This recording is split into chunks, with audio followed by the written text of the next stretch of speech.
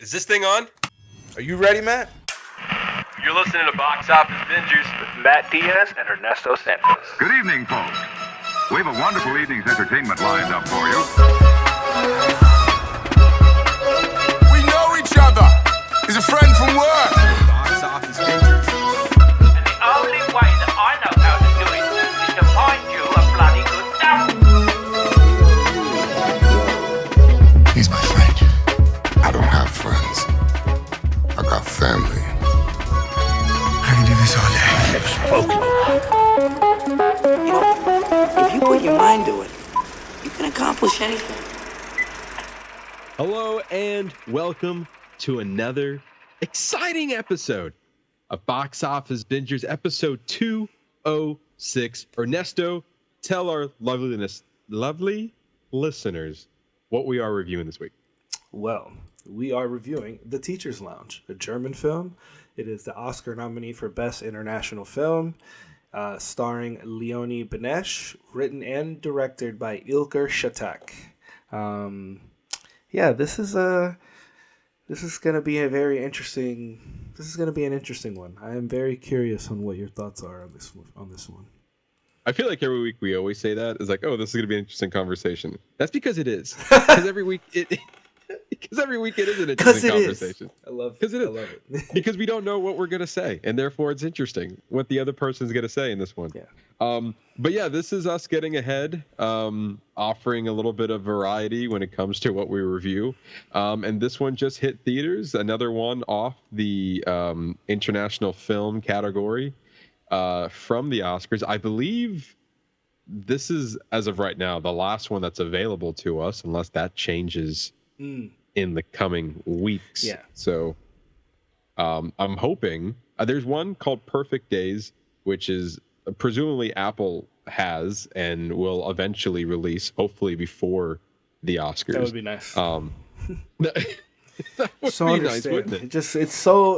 I'm not gonna say it. You already know how I feel. Yeah, I know, but I agree with you. It's like, if you want, like, especially if you want people to watch and like more or less care about the Oscars, make it available. Whether we have to go to the theater or not, just make it available in time for before the ceremony or before the awards are starting. But sometimes we don't get that luxury, and that happens from time to time. So we do our best when we can.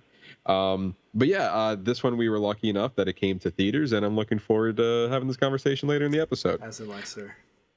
But before we dive into our spoiler review of The Teacher's Lounge, as well as what we've been watching, and even before we dive into the entertainment news, Ernesto, we got to talk about one of the biggest televised nights of the year. We're not talking about the Oscars. No, that's not even close. No. Not even close. The Super Bowl. Sir, did you watch the Super Bowl? Yes, I did. Because you know that I am such an avid football watcher. Well, I figured as much you would watch. I mean, you watch football year round, so why wouldn't you not watch the Super Bowl? Yeah. I don't, actually. For those who don't catch my sarcasm, I don't really watch it that much, but my family does, and they wanted to come over, so they came over. We got the game ready. What was nice is that, unlike the Oscars not having everything available, the Super Bowl has really stepped their shit up this year and had it available on Paramount Plus and on Hulu Plus Live TV, and I think YouTube Plus Live TV. There was a little. We did it strictly on Paramount, not because and then you could also watch it on a antenna, like old school normal TV.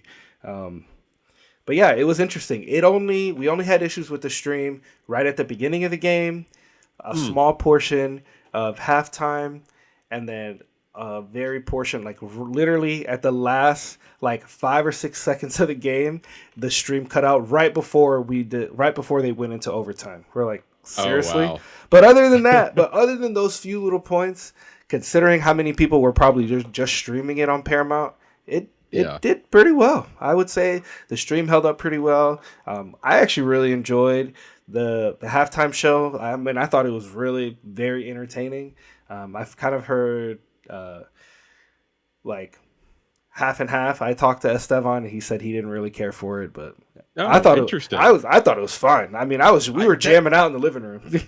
That's so weird that Esteban said that he did not enjoy the halftime show with Usher. I feel like that would have been his jam. Yeah. I feel like him all over. Yeah, I agree. I also watched it on Paramount, and it's less about the Super Bowl, like in the NFL, kind of making that happen. It's more about CBS. So the Super Bowl bounces around pretty much between 3 networks. It's never really on ESPN. It's either always on Fox, NBC, or CBS. And so this year it landed on CBS. I remember last year it landed in Fox, so it wasn't as easy to access the Super Bowl last year, even though I had plans that night, so I was barely watching it. But regardless, I knew I was going to have trouble accessing it. So this year it was on CBS, and CBS, I'll give them an enormous amount of credit for how well I felt all of this was integrating streaming to its live television, counterpart as an option, because I watch it through Paramount Plus, and that's one of the reasons why I like Paramount Plus as well as Peacock, because it has super easy access to live television on their streaming service. It's not complicated to do that. I do not know why Disney Plus is not integrated with ABC at this point. Maybe in the future it will be, or the Disney Channel, right? Exactly. It's a little bit confusing why they haven't integrated that, and maybe it's because Hulu has Hulu Plus Live TV, and they probably don't want to compete with that. So I get it, but at the same time, if I have a streaming service that also gives me access to all of your live programming, that's a viable option. Like that's a good reason to have Paramount Plus if you like CBS, and the same for NBC with Peacock. And I tuned into the game early. Like I think the game started at 6:30. I logged on at 5:30. I wanted to make sure that I was in early on the servers, so I would have the least amount of lag as possible. And I would say, like, to your point, toward the beginning, around the middle, and toward the end, it lagged a little bit. But for the most part, it never hindered my experience watching the game. Yeah. So it wasn't perfect, but even regular TV has its moments where it cuts out. Nothing will ever be perfect. So I mean, overall, I think it was an enjoyable experience.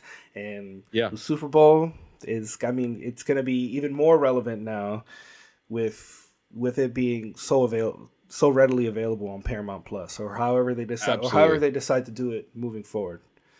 Yeah, I think, moving forward, I guess it depends on who's broadcasting it next year. So if it is NBC, for example, then Peacock. The game will be streaming live on Peacock, right? And hopefully whenever Fox gets it back, hopefully there's another accessible way for people to watch it who don't have streaming. But we'll see if that happens. That's interesting. As far what is Fox gonna do? They don't really have a streaming service that. No. Fox. All of Fox's stuff is on Hulu, which is owned by Disney. But Disney legally cannot own 2 networks of that caliber, I guess, because they already have ABC. I think it's too much of a monopoly if they own ABC and Fox. And because I think also Fox has their own news as well, and you can't own both of that. So like when Disney bought Fox and 20th Century Fox, I think it excluded the television networks because you can't have 2 networks. So Fox is kind of sitting in their own limbo, but if you have Hulu Plus Live TV, then you can have the Fox channel. How is Fox even going to compete? How are they even going to compete moving forward? If the NFL wants to be as profitable as it can be, the obvious answer is to go to a network that can offer that streaming option. So they can get. I'm sure. I'd be curious to see what the numbers were for stream for what the breakdown is for last night's broadcast. Right. I'm sure those numbers may or may not be out, but I would also assume that if Fox really wanted to hook up with a streaming service, there are options right now. Warner Brothers Discovery with Max is an option, because they're already doing it with NBA now and their stuff. They are we just talked about that new streaming service. That's coming out specifically for sports. So who knows if that has the capabilities of hosting the Super Bowl? Maybe not hosting, but able to stream the Super Bowl come in the future. And then you have maybe Apple or Prime wants to take a bite at the apple of being the streaming home of the Super Bowl when it's on Fox. So a lot of options there that they could dive into on that. But regardless, I enjoyed myself. Also, I wasn't rooting for any particular team, so I was just here for a good game, and I got that. But more importantly, in the case of this podcast right here, we had something more exciting, in my opinion, to talk about, and that is the 3 new trailers that came about within the Super Bowl. We got some new trailers for Fall Guy that's going to be out in the summer, and Kung Fu Panda that's out in March, and Kingdom of the Planet of the Apes is also going to be out in May.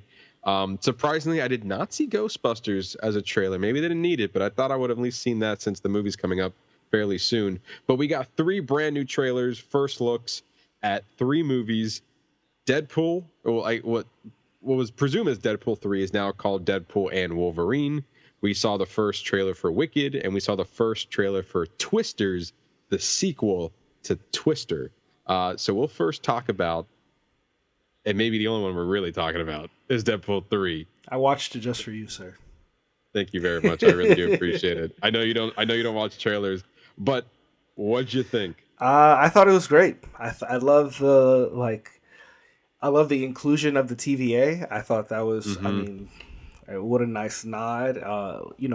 Seeing all the Marvel characters. I mean, Deadpool even mentioning that he is the Marvel. What is he? Marvel's Jesus. Marvel Jesus. He's Marvel Jesus. Yeah. But which is like really Marvel funny, Jesus. given that we're coming off of this low slump, and now he is claiming to be the thing that's going to re-kick the next phase. Also, a little nod. I didn't get to see exactly what cover it is, but when Deadpool gets thrown to the ground, when he's laying down, there's a comic book cover in the right-hand corner that says Secret Wars. I didn't get to see what issue number it was, but I thought that was also interesting, given where we're intended to be heading on later on in the phase.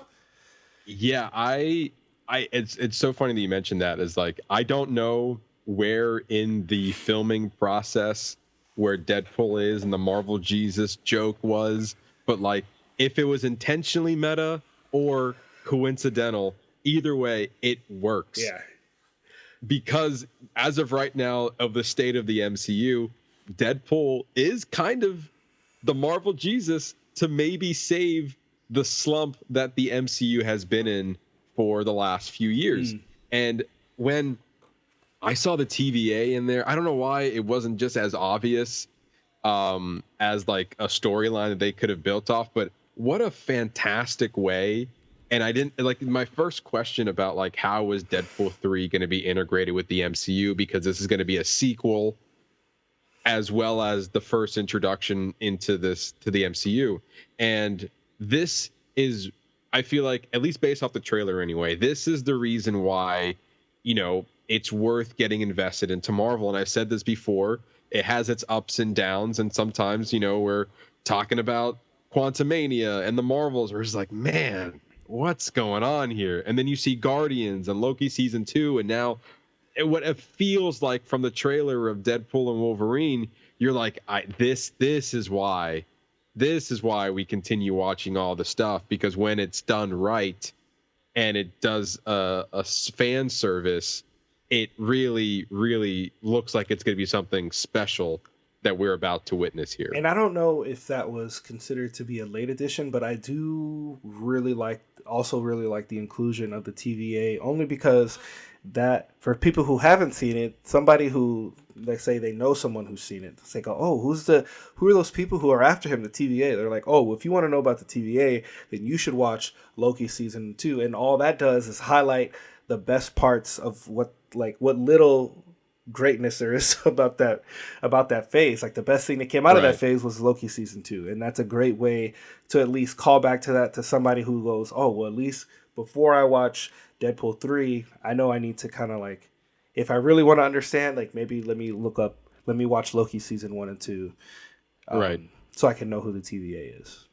Right, and that's what Marvel wants, right? They want you to kind of like put the pieces together, and it's basically doing the same thing based on the trailer anyway, the Deadpool storyline is the same what happened to Loki. Loki time traveled, messing with time, and the TVA stopped him. At the end of Deadpool 2, he was already time traveling. He was already messing with time. So what a fantastic way to like, oh, look how easy this is to retcon this into the story when they weren't even messing with time travel. This movie was back in 2018, 2019, Deadpool 2. I think it was 2018, if I'm not mistaken. So like the MCU were not even experimenting with time travel. The multiverse was, none of this was even connected. And the big brains over at Marvel was like, well, we can make it connected with these multiverse and the TVA that we already established. And to me, it's genius because then like for you, it clicks in your head. It's like he was already time traveling and messing stuff up in Deadpool at the end of Deadpool 2. And then the TVA, who doesn't go off the bounds of time and space, can be like, hey, man, you're kind of screwing up with the timeline. We're going to take you. And then the story kind of goes from there. For me, you've already justified the link between the Deadpool franchise and the MCU. Whatever you do from there, I'm in the bag for, because now it feels like that Deadpool is just going to go on a whole bunch of shenanigans, and a lot of people are already putting pieces of the trailer together. Some people think that a scene that was quickly shown was a scene from Avengers Age of Ultron. We also, from the previous set photos, we see the destruction of the 20th Century Fox. I'm happy, and I'm happy they did not give us a look of Wolverine. I'm glad that they're saving it at least for closer to the release. They're probably going to put out another trailer, and they're probably going to showcase Hugh Jackman in the suit. But at least this right now in February, we didn't need it, and I'm glad they're at least saved it for a little bit longer. Matt, this is the only trailer I will watch for this movie. Like, I'm not watching anything else. I'm going to do my best to avoid, set photos and stuff like that, because I was already in the bag, but now I'm seeing now. So it's obvious that, when he did go back in time, that he messed stuff up, and probably the destruction of the 20th century thing is like maybe like the destruction of his universe. Like maybe his universe coming apart, and maybe Wolverine's coming to get him for it, because he's attacking him at that initial point. Right, so, right. I mean, either way, I'm in the bag. I don't want to over speculate, because I don't want to be like, well, I figured out the movie from watching the trailer. Like, I have enough. Right. I have more than enough information for me to watch. I think the trailer, which I always don't mind watching the first trailer, because I like to get the vibe of what the movie is. After that, when it comes to trailer 2, 3, it's like, then you're putting all these scenes together, and it gets too much. It starts ruining the experience for you. But I always like to watch the first one to get the vibe, at least to get me a little bit excited for it. Yeah. And this one did that 100%. So this got me more hyped. I know we're not supposed to do this, but I said this a couple episodes ago when we were talking about looking ahead in 2024. There's always going to be one movie that you're really excited about, and this is it for me. Are you hyping it? See, that's the other thing. You watch a trailer. How many times have you watched a trailer, Matt? Only once. Once. I did not. I've seen people speculate on the trailer for sure. Yeah. There's a certain, I'm not going to reveal it here. You can go look it up online, but there's a certain cameo that a lot of people with a keen eye is like, I think this is this from the other movies, and it's like, oh, I see what you're talking about. Well, you can't say that shit. I want to know now. You want me to tell you? Yes. Okay, all right. So it looks like the actor from X-Men 2 and 3 who played Pyro. Oh yeah. I saw that. Yeah. Okay. Yeah, I saw yeah. That. Okay, he was in the trailer. Yeah. It looks like he's making an appearance either as a main role or not, but he was featured in the trailer. And he looks a lot older than he did back in the day. Yeah, I mean, and I actually liked him from the original X-Men movies. So, sure, okay, good, okay. I don't feel as bad. That's something I already know. All right, good. Yeah. But that's pretty much it. And so, like, I'm in the bag. I'm excited. Like, I want to be surprised with this movie. I want to have fun with it. There's a part of me that wants to see Loki in there a little bit, but also at the same time, Loki's living in his own world. Maybe just have fun with Deadpool with this movie, like, because basically the whole idea is like he's kind of like playing in the MCU, but he doesn't necessarily need to to interact with anybody just yet, or maybe he does. I don't know. I mean, even the second one and first one are known to have certain celebrity cameos, so Well, Right. who's to say we want to at least get one or two that we don't know about until the movie comes out? Because even Deadpool 2 had some that we didn't know about until the film came out. Right. So maybe they're going to be even better. Hopefully, they're going to be better about keeping this one under wraps. Yes, and Ryan Reynolds did put out a disclaimer that we talked about on this show of like, hey, please don't put out any set photos. Please don't spoil the movie. Yeah. For like, please stop posting set photos and stuff from the movie that we haven't released yet. So like that's something that I feel like a lot of news outlets respected that because I haven't seen it. I haven't seen much since that post. And I think more people should start doing it. It's not going to happen. Maybe it might happen for this movie and maybe not be kind to others, but yeah, I am in the bag for what Deadpool and Wolverine has to offer. And I'm so excited for July 26th when this movie comes out. Not saying. And the fact that this is the only Marvel movie that's coming out, it gives it more of a reason to get excited for it. Because I'm like, oh, I got to sit through all these before I get to that. No, this is the one. Yep, and this is going to be and there will probably, and what I love is I think what I'm hopeful for is that it'll be its own self-contained story, maybe have like one or two like setups, maybe even one good setup for the future phases, and then maybe a post-credit scene. Give us 2 post-credit scenes, one for the movie, and then one for setup for the MCU, and then one as like a funny post-credit for Deadpool and Wolverine. Yeah, and I'm just looking for a fun movie in general as well. Like Marvel needs a fun movie. Agreed. It's the other 2 trailers that came out, probably the next biggest trailer to be dropped was Wicked, and it does its job. It gives you the vibe of what this movie is going to be. You hear Cynthia Rivero belting out the iconic. I think it's Arvio. Arrivo. Arrivo. There you go. Belting out Defying Gravity in the trailer makes a lot of sense. It gets your very fantastical, like deep fantasy story. And this is a part 1, mind you. So there's a whole part 2 that's going to be released either in 2025. I believe in 2025 is part 2. And we just found out last week's episode that Moana 2 will be releasing on the same day. And if I was Disney and Moana 2, I would move that. I agree with you. Yeah, I was also hearing rumors that they might be pushing back that live action movie as well.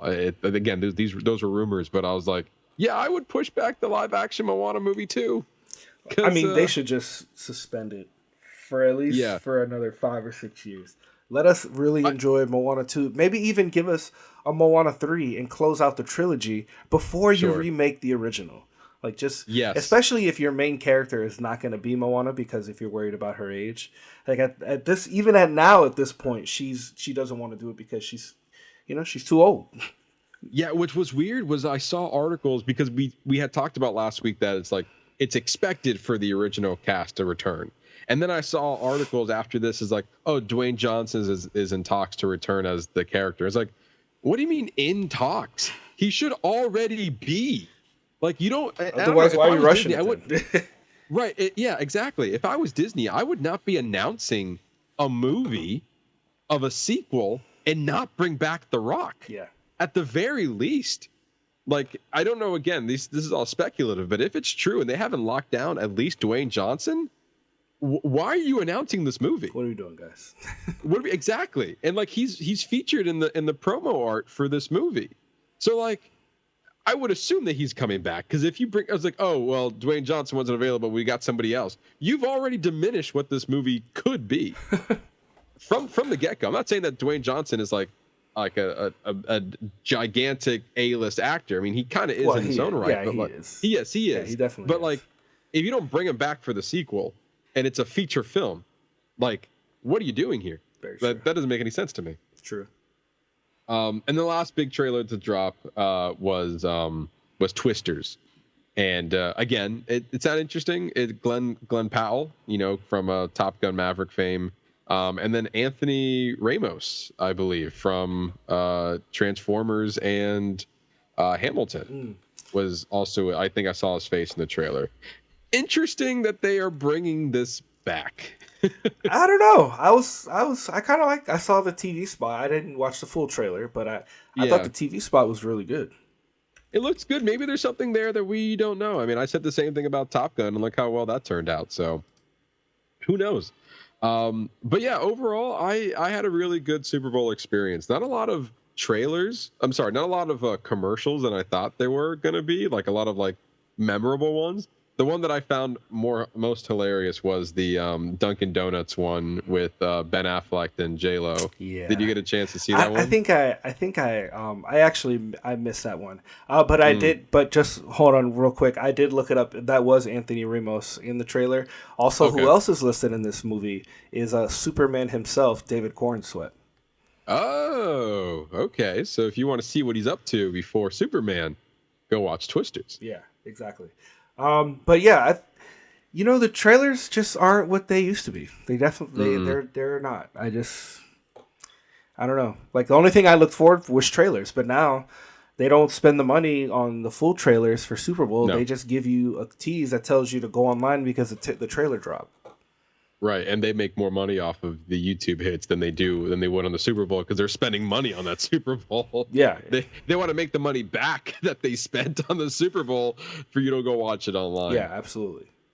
But yeah, overall, like again, even with the halftime show, I was a little bit skeptical with Usher. But yeah, I was not skeptical. I knew it was going to be. At least maybe because I hyped it up myself, but I went into it pretty positive. One quick thing that I thought was super great on Paramount Plus's part is that when they would give you commercials for Paramount Plus, there would be like a little icon that popped up that said, "Oh, do you want to watch this? You can add this to your watch list when it drops." I was like, "Ooh, that is smart." Because somebody go, "Oh, I watched that trailer. I do want to watch that.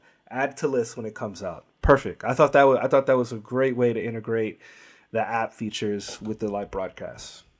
Also, I forgot about this. I think this was actually airing on Nickelodeon. I could be wrong, or it could have been something different, like a different. Yes, I did hear that. Yes. Yeah, or it was something like maybe a different thing that you can log into, or another thing you can stream live from Nickelodeon through Paramount Plus. Either one of the two. I'm assuming. I think it was both, but they had the game.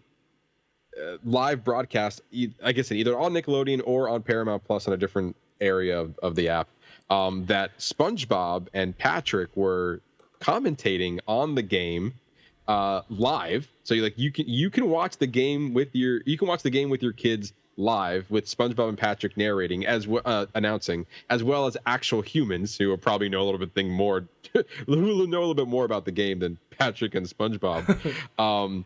But they had like all these graphics that were overlaying the field, so it looked a little bit more colorful. When they scored a touchdown, they had like slime like digitally going onto the field and everything. It was quite interesting. I saw a couple of clips of it, and it was just like the announcers would say like a football term, and they're like, "Oh yeah, no. Like this is Patrick and Spub's like, oh yeah, no, you got to foot the ball. Definitely foot the ball. You got to always foot the ball." And oh, that's so interesting. That's so cool. And so I thought it was like, oh, if I had kids, or if you wanted to watch the game and have your kids be involved with it as well, I thought this was a fun way to have them included into one of the biggest sporting televised events of the year. I don't know what to do for the halftime show, but like, oh, you kind of bringing in a little bit of this. Now, I know that Disney actually did this for another game. They had a like a Toy Story, is like you can watch the game live in Andy's bedroom, and the toys were like, as soon as a play would happen, AI or something along the lines would like digitally recreate the scene in real time, but with toys doing it instead of the players.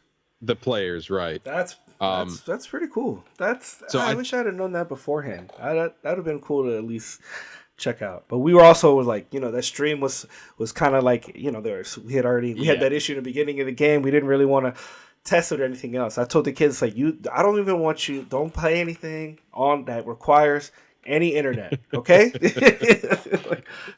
I mean, it makes sense. It makes sense. But I think CBS and Paramount, and then like making sure the servers were all good, because I know that was going to be big. They would have got a ton of shit if a lot of people were talking about how they couldn't watch the Super Bowl on Paramount Plus. Yeah. So they made sure those servers were nice and neat. Yeah. For everyone to get in there. So I give them a good praise there. I think they did a really good job holding up on their own and making sure that everybody was going to be able to watch the game. Not like even the kids can enjoy the game as well. Agreed. So moving on to the actual entertainment news we have for you guys this week. The Board of Governors of the Academy of Motion Picture Arts and Sciences announced a pleasant surprise by creating a new competitive Oscar category for Best Achievement in Casting. It will begin in 2026 at the 98th annual ceremony for films released in 2025. This is the first new category created by the Academy since 2001 for Best Animated Feature Film. That is crazy to think about. Yeah. That is crazy to think about, that the last new category was in 2001. That we've been kind of coasting on the same categories for this long. Yeah. They're still slacking. Like, we still need to see stunts. I think stunt work. Yes. We need to see a category for stunt work. So the article that I read, the headline was the Oscars added a new category. So I had to click into it to see what it was. And I originally thought it was going to be stunts. I was like, oh, they finally did it. And it's like, no, it's casting.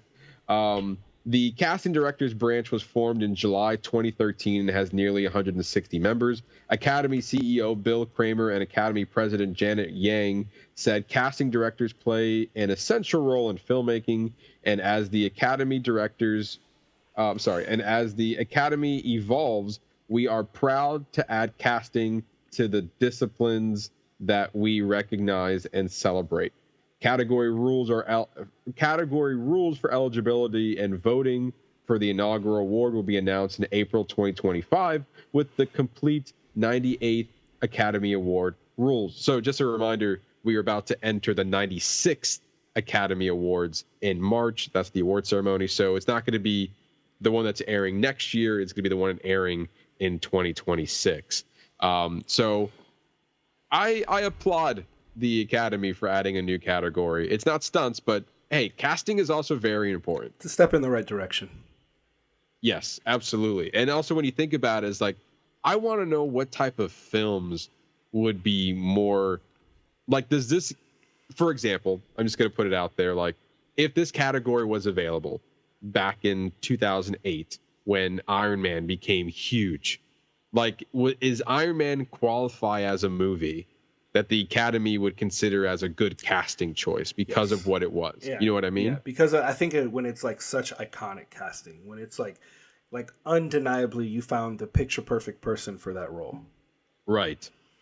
And so I am curious to see, it's going to be a while before we see this in fruition, but I am curious to see what type of movies are going to be in there. Is it going to be your usual? Well, it's going to be probably one of the 10 Best Picture nominations, or Best that Actor, are going to be, or is it going to follow Best Actor or Best Supporting Actor? Right. I mean, okay, and then that's not even including all the technical awards that they don't televise. But this is an award that they're going to televise as part of the event, right? Right. I mean, I think they got a lot of shit for not televising awards. I think they stopped doing that. Okay. I think all the awards are again going to be televised, as they should be. And I think the last big change when it came to the nominations is that there was a difference between sound design and sound editing, I believe, or one of the two. And then I think a few years ago they just mixed it together with just best sound. Yeah, they just combined. So they just combined it, right? And so now that leaves room. I really do think that stunts needs to be next on that list for sure. I mean, you have a lot of these actors, these stunt actors, coordinators who are risking their lives for the love of making movies. And there is some crazy stuff out there that you're like, wow, I can't believe they did that. And that should 100% be recognized because there are so many movies that rely on stunt actors. they could no longer be ignored. But I guess there's also an art form to casting that I feel like some people might not even think about. It's like when you cast that perfect role, like right now, if that award was up, I'm pretty sure whoever casted Margot Robbie as Barbie would probably up there. Or maybe like, I wonder if it's like the casting director for I guess as a movie as a whole. So I guess you're being credited as either for like, I guess it'd be hard to tell whether you're being credited for a single actor or more of an ensemble or both. So, or is it both? Or both, or it could be both, exactly. And you're just being recognized for just like putting together a really good cast. So we'll see how that works. Yeah. I'm excited for a new category to add to our conversation in the future. Absolutely. So moving on, the winners of the 76th Annual Directors Guild of America Awards have been announced. Outstanding Directorial Achievement in Theatrical Feature Film went to Christopher Nolan for Oppenheimer. Outstanding Directorial Achievement in First Time Theatrical Feature Film went to Celine Song for Past Lives. Outstanding Directorial Achievement in Dramatic Series went to Peter Hoare for directing Season 1, Episode 3, Long Time, The Last of Us, beating out Succession. Outstanding Directorial Achievement in Comedy Series went to Christopher Storer for directing Season 2, Episode 6, Fishes, Out of the Bear. An Outstanding Directorial Achievement in Documentary went to Mstislav Chernov in 20 Days in Mariupol. I talked about that. That's the documentary I talked about last week. This is great to hear. I'm always loving when directors get love for their work. Yeah, and I think this, especially for 20 Days in Mariupol, that just gives another leg up of maybe even taking the documentary race in the Oscars. That does not necessarily mean it's going to win, but if the director won for his work and it was recognized for that, then that kind of, it's like a little bit of a little check mark for the movie, like a little note that we're going to have for our predictions that like another organization has recognized this director for directing a documentary. So it's pretty intense. That documentary is really intense. So you said, and also you said it has everything to do with the war in Ukraine right now as well, right? Yeah. Which most documentaries that are relevant today is most likely the ones that are nominated in some way, shape, or form to the Academy. Agreed. No surprise for Christopher Nolan to get the director nom there. I think he is the favorite to win the Oscars, so this is kind of solidifying his race there. Celine Song for Past Lives for first-time director is well-deserved. That episode of Last of Us, Long Time, that's the one with Nick Offerman in it, that kind of like that standalone episode. Yes. That was a beautiful episode, and I'm actually quite surprised because all the other nominations in that category was different episodes of Succession. So it was like you have five options, 4 were Succession, 1 was The Last of Us, and it beat out Succession, and that was pretty much a dominating race for them. But that was an outstanding episode. And then for The Bear, Fishes was the one where the family reunion for Christmas time. Yeah, I would argue either that one or Forks. Both were fantastic episodes of The Bear. Absolutely. But yeah, all these well-warranted, nothing here that doesn't deserve a win for best directing. And again, we talked about Celine Song in her next project, so I'm looking forward to see what she has to offer in her next movie as well. And again, Christopher Nolan so far has been dominating in every award show so far by winning best director when he's been nominated for it. So yeah, I think before we do our prediction, I think maybe my top 2 or 3 best picture I'm gonna have to rewatch just to get just to see, just to like reconfigure, because it's been so long since I've seen Oppenheimer. Yeah. And for those who are listening, Oppenheimer will now, for those who haven't seen Oppenheimer after all this time, it's hitting Peacock February 16th. So right in time for the Oscars, which is smart for Peacock to do that. Good job, Peacock. That's what we're talking about right now. Get your shit together, guys. But yeah, so it's if you haven't seen Oppenheimer, it's gonna be on Peacock February 16th. But yeah, if you want to hear our thoughts of Oppenheimer, you can go listen back to that episode. We had Brian on the show for that as well. But Oppenheimer is definitely a front runner. It has the most nominations, and yeah, this is just another notch on its belt so far of this award season. Moving away from the awards talk, let's very interesting. This is. Yes, it is. So, before I started, we're gonna be talking about a little bit of an update for Coyote versus Acme. None of this is confirmed. This is all insider conversation, but a lot of sources, a lot of articles were reporting on it. So, it's almost safe that this is actually what's happening. But at the same time, take everything what I say with a grain of salt because nothing is confirmed as of yet. But with that, we still gonna have fun talking about it. It appears that Coyote versus Acme may never see the light of day, as Warner Brothers Discovery is reportedly set to shelve the film after failing to find a buyer, which I feel like there's like a quotations of failing to find a buyer. Yeah. Because, according to The Wrap, who broke this story, Warner Brothers rejected offers from Amazon, Netflix, and Paramount. Paramount reportedly also proposed a theatrical release for the film, which Warner Brothers allegedly rejected.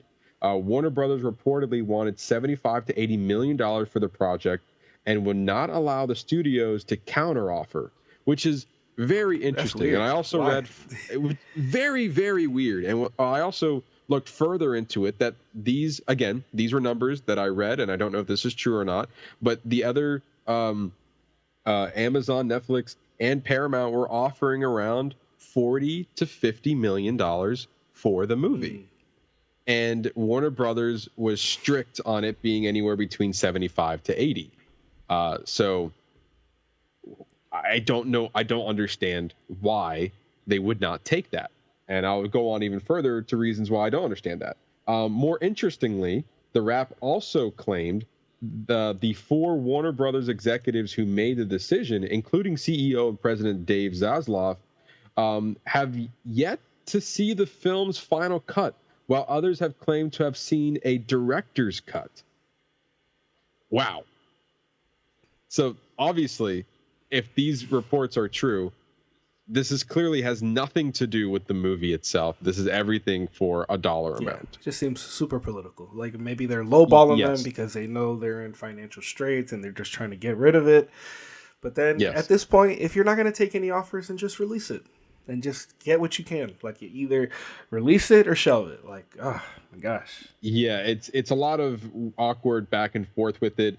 The report indicates that management lacks the will to keep going and just wants to put this situation behind them. The movie, which reportedly cost around $70 million to make, will net Warner Brothers between $30 to $40 million in tax breaks if they write it down as a complete loss, basically shelving the film. So right now, as part of their tax break, they're going to be given around $30 to $40 million if they don't release it, which was what we had reported last time. And that's basically what they did with Batgirl and Scoob Holiday Haunt, where movies that were completed that they decide to shelve to take a tax break.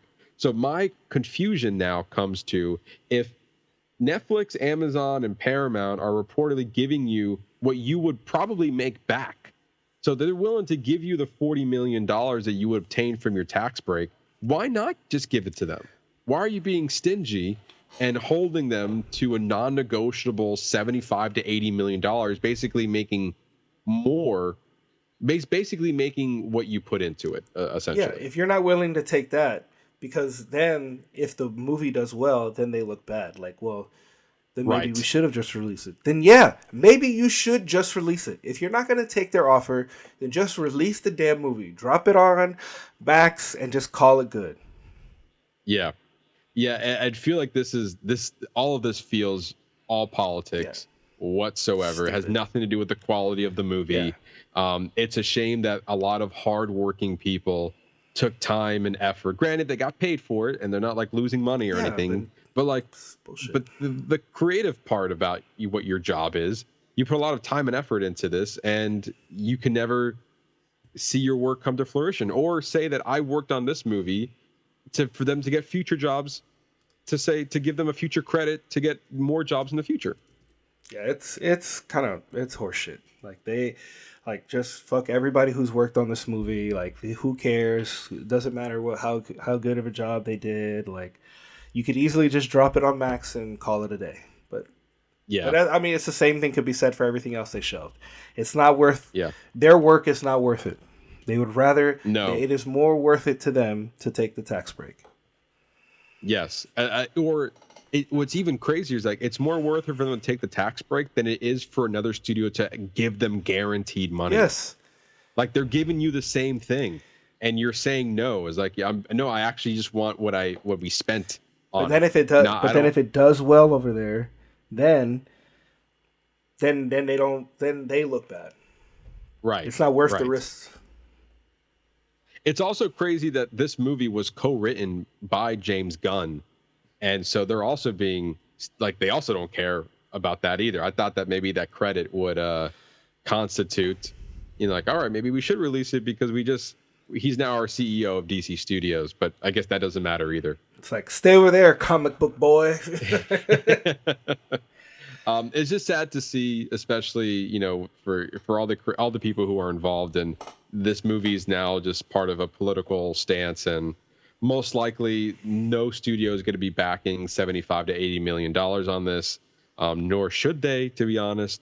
And Warner Brothers is just going to, be greedy about it. And this is just another move that I don't know. I don't like this Zaslav. He's making interesting decisions that I'm not a big fan of. Same. As far as what you're doing. So we'll see. So far, the best decision I think he's ever made was put James Gunn into the DCU. Agreed. And so that's the only one I can stand by. A lot of the other decisions, I don't know. It's very, very questionable there. But unfortunately, I was looking forward to seeing this with all the headlines. But right now, nothing is official. I mean, a miracle could happen. A studio can come and be like, all right, I'll pay it. And then we're talking about a happy ending. But the cards doesn't look favorable for Coyote versus Acme. We'll give an official update when we get it. All I gotta say, Matthew, is that I love your optimism. I do love your optimism. You're a good guy. We will talk about it either. You're a good guy. We'll talk about it either way. We'll see what happens with this. But this is an unfortunate update, to say the least. Well, let's move on to some more exciting news. Yes. Like, a new Predator standalone movie titled Badlands is in the works at 20th Century Studios, with Prey and 10 Cloverfield Lane director Dan Trachtenberg set to direct. Prey screenwriter Patrick Asen will reunite with Trachtenberg to co-write the script. While plot details are currently being kept under wraps, the film will take place in the future, with production beginning sometime this year. Sources say while it is still in early development, a Prey 2 is still in the works, with the film's star Amber Midthunder potentially returning. Now that is really interesting because I'm all for this news. So the fact that this Badlands, at first hearing it, I thought you would think, oh, Badlands is just going to be the name of Prey 2 or whatever universe, but it seems like he's doing a lot more world building.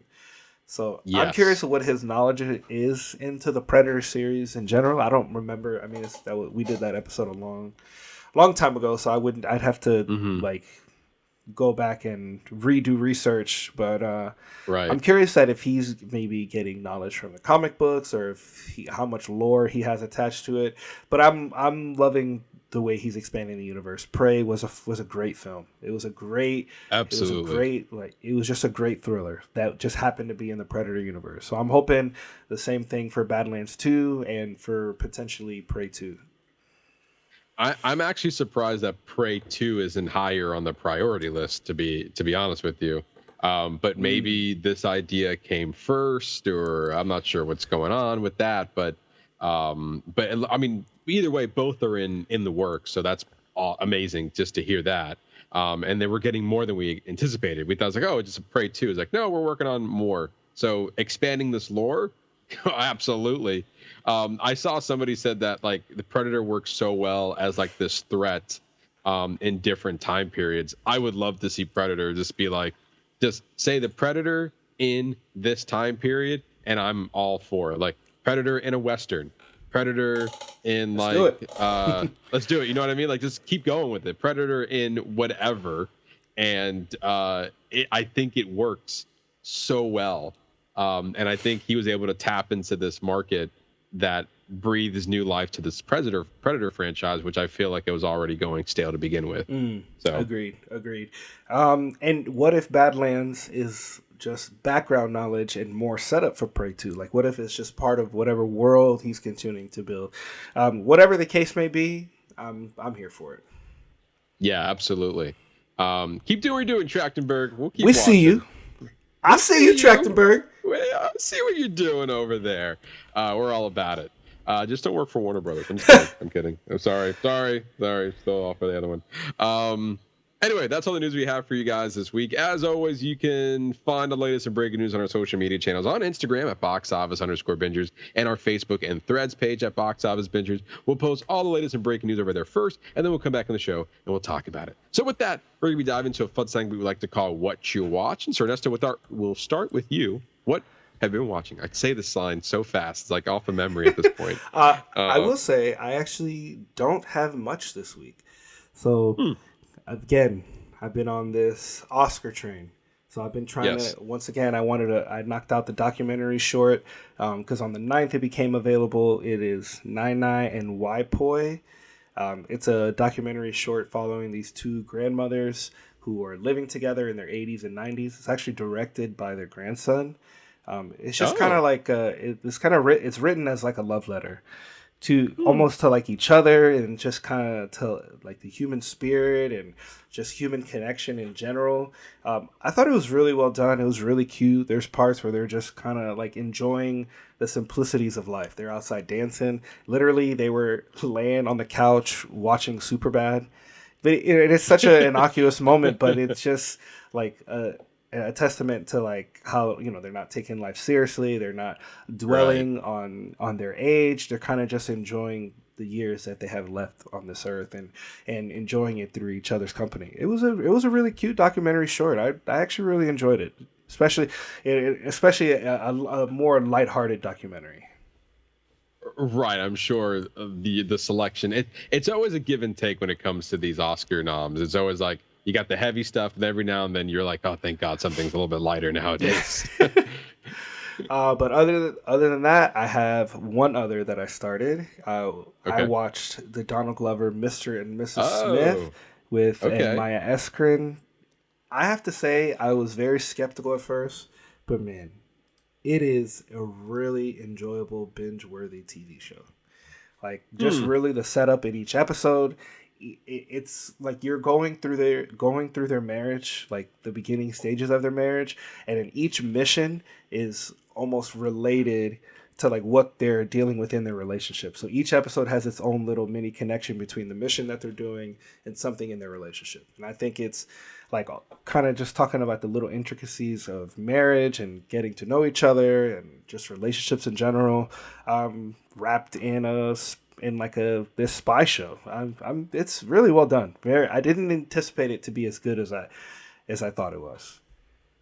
Did you have you finished it, or you just? I'm about halfway through. I think I'm either 3 or 4 episodes in, but I'll be done with it before next week's episode. Yeah, which it's funny because when I saw this, I was with you. It was like Mr. and Mrs. Smith. I don't know, but it has Donald Glover in it, so maybe.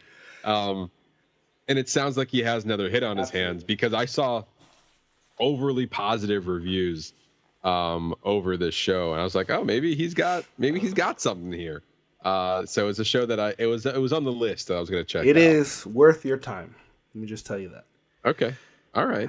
Okay. But other than that, that's it. That's all I got. I mean, we're still watching Upload, but I'm not really. I have nothing to report until we kind of finish the season. Nothing to report. Nothing to report. It's funny, yeah, because I didn't give you a graphic for it, but like I've started Monarch, and so like I'm about halfway through it. So like again, I was trying to save it for next week, but like it just for those a little tease, I'll most likely finish it by next week's episode. How many episodes is it? 10. How long are the episodes? The first one is about like 55. The rest have been sitting around 40 to 45. Well, yeah, maybe because I know David is really into it. Yeah, I know with the new movie coming out, I wanted to check it out sooner rather than later. And so far, it's fine. So far, like I don't hate it. I'm not You like, also don't. It doesn't, gotta watch the next episode. doesn't sound like you love it either. It's like I'm kind of going through the motion. That's why I was like, let me wait on it, let me finish it, and then have a better overview of it once it's all completed. But yeah, it's kind of one of those things where like nothing to report yet. But I will by next week. But I did watch 3 movies in the meantime. That's all you've been watching, correct? Okay. I watched this film called The Equalizer 3. It just recently hit Netflix. Again, as I mentioned, I'm trying to like be at the bare minimum that I'm really caught up with the movies. I'm so close of like just being like caught up with myself of what's available and what you want to watch, of what I want to watch. And so like I'm just like right there. We're under 20s right now, and I was like that's a number I like to be in right now. Where at one point those numbers were like I think the highest I ever saw was like 103. That is crazy, Matthew. Yes, and now I have over the course of many years have reduced it to like just continuously binging movie after movie after movie, making sure that I see the ones I want to see. And it's odd because there's like this huge weight off my shoulders. Now I feel like now I have so much room to watch It's like Step Brothers, so much room for activities. So much room for activity. Like now I can be like Ernesto and watch TV all the time, like television shows instead of movies. See, and that's funny you say that because I feel like I'm scaling back on my TV shows because I find myself like once I finish Mr. and Mrs. Smith, really, because Upload I'm watching with my wife. So yeah, once I finish that, I'm gonna be in like a show hole where I'm like in between TV shows, and like there's certain ones that people have recommended, but you got to be in the mood. Absolutely. When you finish one, that next one has to strike you a certain way, because then otherwise it's just like like scrolling, and then you can't decide because there's just so many options. There's too many options. That is the main problem that we all have for navigating all of this content. So I find myself in a hole with TV shows as opposed to movies. So I find myself just linking, all right, I'm gonna go one show at a time. Like I have my one I watch with wife, and then I'm gonna try to have a show by myself. Otherwise, I'm gonna hit more movies now. So it sounds like maybe you're almost at the point to do the reverse. Yeah. So like I feel like for me it's like I can knock out movies like that, man. I can just like boom, boom, boom, boom, boom. There's no commitment. It's like 2 hours or less, perfect. When it comes to like 2 and over, it's like, all right, I got to spend a little more commitment. But other than that, let's just do this. Boom, boom, boom. And it's like, and like I get to ingest all these different stories and this and that. It's like I love it. Whereas a TV show is like, oh, I got to commit. How long? I don't know. I can watch like 3 movies in that time. I don't know about that. that's like 2 Irishmen. That's like bringing that back. And so even with that, I was like, sometimes when I'm watching like too many movies, I'm like, all right, that's when I feel like I gotta sit down and watch the TV show. It's like, all right, let's break up a little bit because I want something to like kind of invest in a little bit. And then like I spend like 3 days watching a TV show. I was like, all right, now let's get back into the movies. Let's keep going. But I'm at the point where I'm just like watching what's next, what's coming out next in the movies. And so so that means like in the in-between, I can invest into more television or maybe even play a video game, the ones I'd never play. But eventually I'll get to all that. But like, then you get to the point where it's like, all right, now I'm in the mood for a TV show. What am I going to watch? There's like 20 years of TV that I haven't seen. Where we're going to start? Do I start with Succession because Ernesto's telling me that I got to get there, but that's 4 seasons? Or I can watch Mr. and Mrs. Smith, which is only 8 episodes, and I could be on top of it if I like it for season 2. Do both. So, both. Just watch it all. Watch it all. Just clone yourself.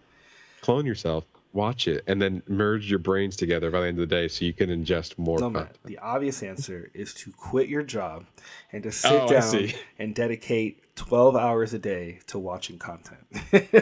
Done and done. All right, there you go. That's it. But speaking of within all that, Netflix gave us the pleasure of having Equalizer 3 available. And let me tell you what, Ernesto, this movie's boring as shit. Really? I liked the first two. I was waiting to hit this one. So it started off pretty well, and then the rest of it is just like, old man Denzel. He's hurt. Oh. And then now he's walking around Italy, and then bad things happen, but I'm going to watch from afar. And I was like, God damn. It's just like, I remember liking the first movie, and I thought the second one was like, okay. And I even looked at the Rotten Tomatoes for it. I was like, the first movie was like sitting in the 60s, the second was sitting in the 50s, but then like the third was sitting in like in the high 70s. I was like, oh, so this must be better. And then the audience score was higher for this one too. And then I'm watching this movie, I was like, what the fuck did everyone else see? Because this one, like there was no action in it, and it was just him kind of just walking around in a story that I did not care about. I was like, and also at probably at the end of the day is like, I was never a fan of this franchise, but it's something I felt like I just watched out of curiosity, and none of these movies really just set me to like man, that was great. That was a great movie. None of them, like, I walked out of that. And then it says like witness the final chapter. Didn't feel like one. Just felt like another ride in his journey. Like I watched a recap of the first two, and one has nothing to do with two, and two has nothing to do with three. They're just three standalone movies. These are 3 chapters in a book. Just happens to be the same character. Just happen to be the same character. That's the only through line with it. And Dakota Fanning was in it, and she was fine. Like, she played a very minor-ish role in the movie. You know, that's funny because they played up a lot about them reuniting on screen since Man on Fire. And Man on Fire is a fantastic film. Like great movie. Denzel is like... that's one of my favorite performances is him in that movie. Yeah. So it was just so interesting that they were riding on those coattails like, hey, you remember this other movie they were in together? We're gonna recreate that magic on Equalizer 3. Yeah. Give us your money now, right? No, there was no magic done there. But like Denzel. Like there were moments in this movie I was like, oh my God. Like he's acting right. He's not Denzel. He's the Equalizer at this moment. I was like, damn. It's like I am actually scared. Like especially in the beginning, I was like, it's so weird how like boom, it hits you right in the beginning of this movie, and I was like, yeah, all right, now I see what people are talking about. And then I was like, oh, what the fuck people talking about right now? He ain't doing anything. He's kind of just like walking around. He's kind of just walking around. But yeah, I don't know. It just didn't do it for me. Moving on from there, a movie that at one point we were gonna review. We thought about it, we talked about it, but it was not on the cards, and then more movies came out. I was like, well, all right, next time. But Self-Reliance, a directorial debut for Jake Johnson, who was in New Girl and as well as the voice of Peter B. Parker in the Spider-Verse movies. This was actually a fun story to kind of dive into. Really? I was actually pretty impressed with the story here, and it's a story, and it's also like very quick. The movie's like an hour 25. It's really a quick watch, and it moves fairly quickly. And it's such an interesting idea to explore basically loneliness. And basically the whole point of this movie is that he kind of lives alone. He just got through a difficult long-term breakup. He had a breakup after this long relationship. And so he's kind of living on his own at this point, or maybe eventually I think I found out he's living with his mother. But regardless, like some random person, actually not random, the actual Andy Samberg, like he was playing himself in the movie, shows up in a limo and tells him, hey, you want to make some money? And so he says, yeah, of course, takes him to this warehouse. And basically Jake Johnson, who also stars in the movie, is given the option, is like, hey, you're going to be hunted for murder for this dark web reality show for 30 days. And we have these cameras all over the place. We've been hunting you down, and we've been scoping you down for months. So you're not going to see these cameras, and you're not going to see these ninjas kind of walking around. But they're going to be there, like production assistants. But they're going to be there. You're not going to see them. And you're going to be hunted for this dark web show, and if you can survive 30 days, you win $1 million. And he was like, great. And he said the only way that you're safe is that if you're with somebody like within arm's length. And that's where the story goes off. So the next 30 days, he's like being paranoid, basically about being alone, and always need to be in close proximity with somebody. It was an interesting way to explore loneliness in this very creative plot that was very entertaining, and it was funny. You have my attention, and it's a Hulu film. So did you see it in the theaters? Did you see it on Hulu? No, I saw it on Hulu. It premiered on Hulu. Okay. Yeah, I'm gonna be checking this one out. Yeah, again, it's a quick watch. It's funny, and it's a nice message about connecting with people in a way. It's a little bit ridiculous, but you get the through line, and you're here for the through line, and the other stuff is a little bit ridiculous. But you can enjoy stuff like that because look at Poor Things. It has such an extreme facade, but yet underneath tells such a really deep story. So Absolutely. Do you feel the same with this one? Like that kind of that sentiment at least? Well, that sentiment, yes. Okay. I believe Poor Things was definitely diving into much more deeper messages. Yeah, for sure. Yeah. I just mean like this over the top facade, but underneath does tell a story, a deep, a human story that we can relate to. Yes, exactly. Okay. That's what I meant when I said that. Yes. Okay. That's pretty much what it is. Okay. And for Jake Johnson's directorial debut, great.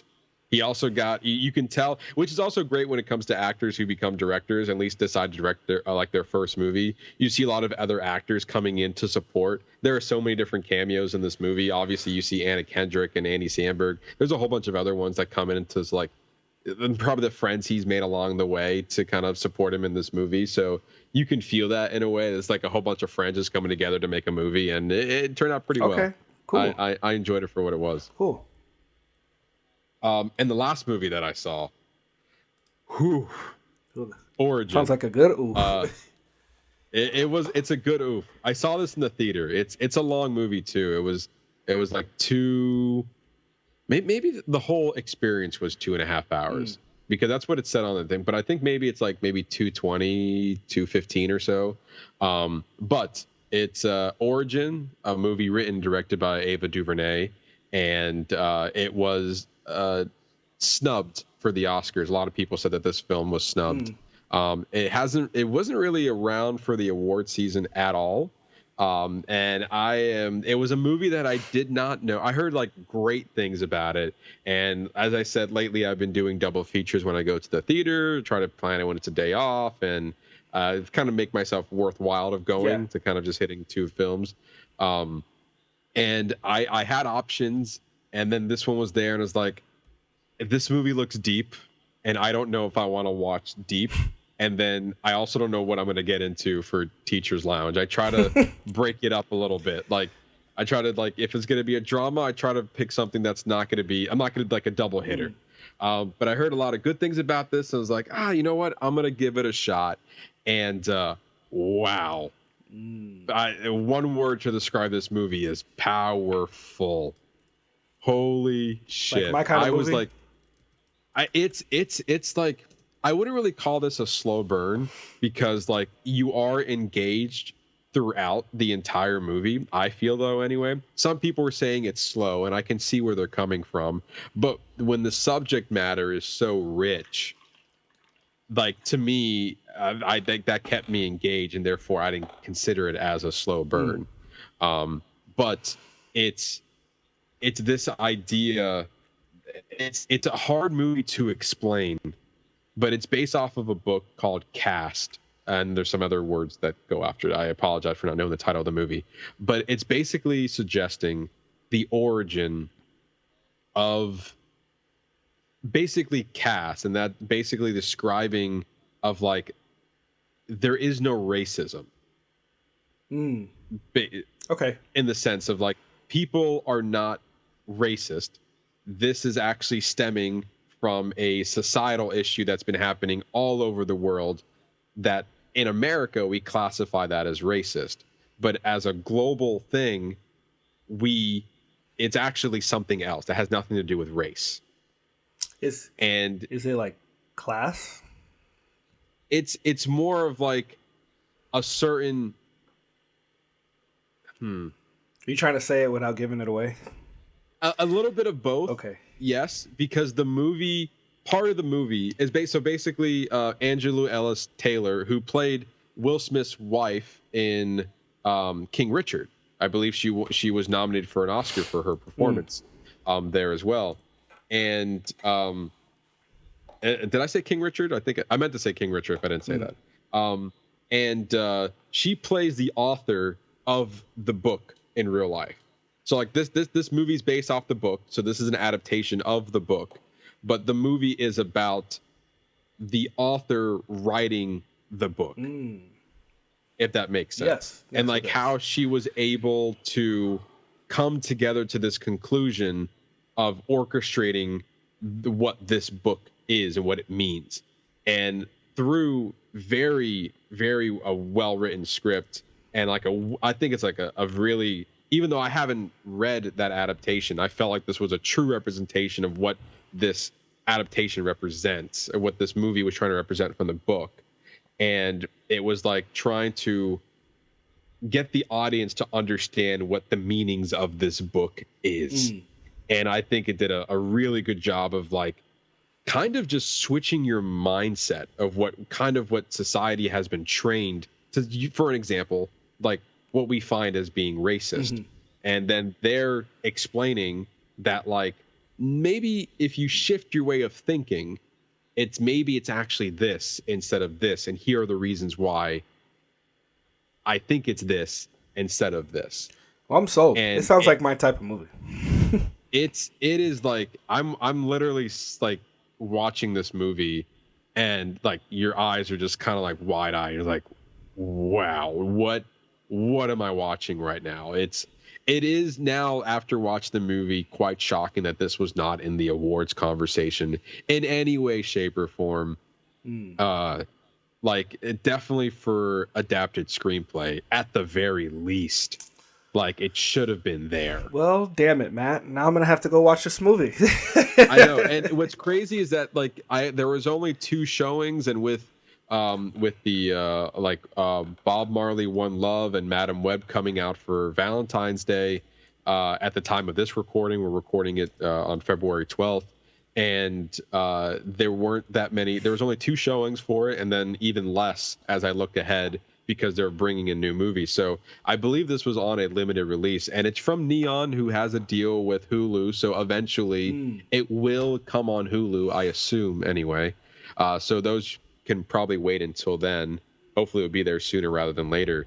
But I even made that decision too. I was like, I can probably wait for it on Hulu, but I have the time, and I decided to go watch it. And I'm so glad that I did watch in the theater, because it allowed me to just focus on the movie's message rather than like being distracted with everything else at home. A powerful, powerful film. Whenever you do watch Ernesto, I would gladly have this conversation with you, because at the very least, it changes the way we think, period. Wow. And think about like how we interact with people, how we perceive people, and just like as a society in general. I think it's a very important film to watch, whether it's nominated for Oscars or not. And I mean, granted, Ava DuVernay has not worked on a lot of films. I believe this was only her third this is only the 3rd film she's directed. She's worked a lot in television and created shows, because she did Selma, she did A Wrinkle in Time, and then I believe this was her next movie. But in the process of that, she did The Way They See Us, or The Way They See Us. That movie, When They See Us, or When They See Us. Thank you. Like, imagine what you thought about for When They See Us, but then elevate it to a much more global sense. Wow. Like that feeling that you had, it was like, wow, that was like powerful imagery, and like I get it. I get what you're trying to say here. But then think of it like it's not just about race. Now we were going to Germany, we're talking about the Nazis. We're going to India, we're talking about their class, like, and how they did their stuff and how what's something similar to races, but it's not because they're doing it to their own kind. It's quite like it's hard to explain, but once you see the movie, it becomes clear. Oh, I'm here for it. I'm totally here for it. Yeah. Yeah, it looks like the last film she directed before this. She did a couple of TV shows: Queen Sugar, One Perfect Shot, DMZ, Colin in Black and White, When They See Us, and then the other film was A Wrinkle in Time, which did not do well. It did not do well at all. This is definitely not that. No, I think after A Wrinkle in Time, Ava DuVernay, especially working on When They See Us, and even starting with Selma, she's like, all right, I tried the Hollywood route, didn't work for me. I'm going to stick to working on projects that probably actually mean something. Yeah.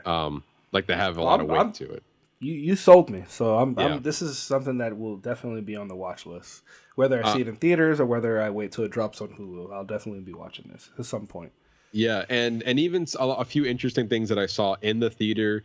There was a QR code that was in the credits that were like, I said like share your experience, donate a movie ticket to someone who needs one, and basically you can scan the QR code and it will send you to a link.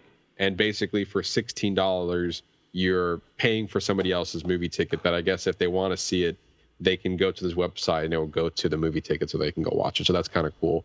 And the movie, which is probably why it was a little bit longer of a runtime, I saw on the app anyway, was that there was about a 10-minute Q&A, pre-recorded Q&A that was at the end of the movie kind of talking about some of the things that happened in the film. That was from Ava DuVernay, which you can, for those who are watching on YouTube, can see the images there that I took from the theater. So like I thought that was interesting that there was like she wanted to talk about a few things that was like commonly asked to her about the film when they finished watching it. So I was like, oh, this is a nice little added bonus to it. Almost like a bonus feature that came with the movie when you're done watching it.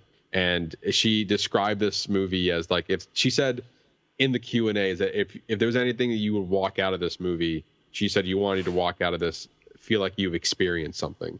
And that definitely happened. I experienced something for sure. Wow. Yeah. Damn. Wow. This is one we were talking about reviewing too. We were. It just hit theaters maybe less than 2 weeks ago, and like 2 showings. So like it wasn't accessible, and also it just wasn't in the Oscar conversation. And it's a shame. Again, at the very, very least, I would have loved to have seen it for Best Adapted Screenplay. At the bare minimum. Like now looking at this movie is like, how does May December fit into this? I don't understand. this doesn't compare. It's a completely different movie. So anyway, there you go. We don't win them all, but hey, this movie exists and you can watch it. That's basically what we're saying. Just because it wasn't nominated doesn't mean you can't watch it. It's a great movie. But anyway, that's all we've been watching. So now, sticking with the films that were actually nominated, we're going to be diving into our spoiler review of The Teacher's Lounge. It's a German film. I guess part of our foreign film of the month. This is our second one for the month now. Pretty much just covering the Oscar noms, of course. But yeah, Ernesto, your thoughts on the movie? So, I thought this film had a really interesting premise. Also, Matt, I'm going to need your help. So just due to scheduling, I missed the first maybe 5-10 minutes of the movie. And now, gathering from what I think I missed the initial thing that was stolen, which was between the male teacher and that female teacher. He had something stolen out of the teacher's lounge.